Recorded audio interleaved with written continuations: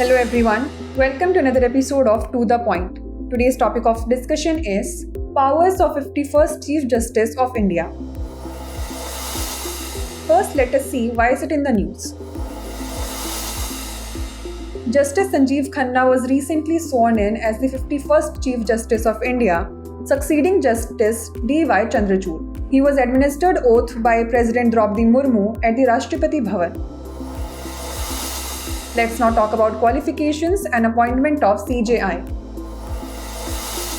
To be appointed as the CJI, an individual must meet specific qualifications outlined in the Constitution of India. Citizenship. The candidate must be a citizen of India. Judicial experience. They should have served for at least 5 years as a judge of a high court or 2 or more high courts in succession, or have been an advocate for at least 10 years in a high court or 2 or more such courts. Distinguished jurist. Alternatively, they may be considered a distinguished jurist in the opinion of the President.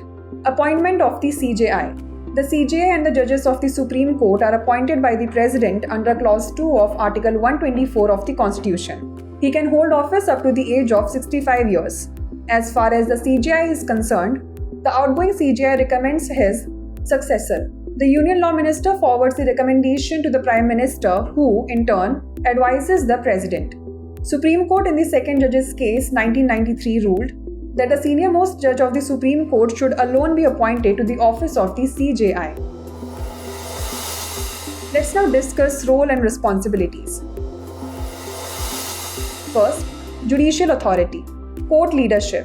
The CJI chairs Supreme Court sessions and maintains authority to oversee cases, particularly those involving constitutional matters and significant issues. Formation of benches. The CJI holds the power to establish and determine the composition of benches, especially for constitutional hearings. Second, administrative authority. Judicial appointments. Through the collegium system, the CJI holds significant influence in the selection and transfer of judges within the Supreme Court and High Courts. Court operations. The CJI oversees case distribution and court scheduling to ensure effective Supreme Court functioning. Third, consultative function.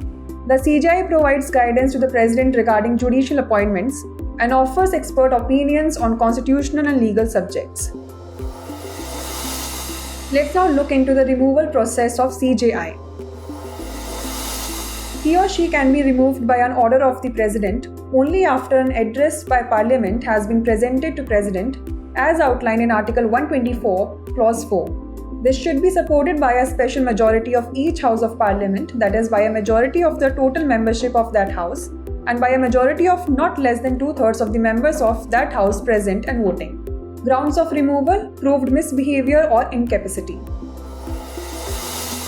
Now it's time for the practice question. Consider the following statements about Chief Justice of India. 1. The CJI is appointed by the President under Clause 2 of Article 124 of the Constitution. 2. The CJI can be removed from office for violation of the Constitution. Which of the statements given above is or are correct? 1 only, 2 only, both 1 and 2, or neither 1 nor 2? Send the answer to this question in the comment section. Thanks for watching.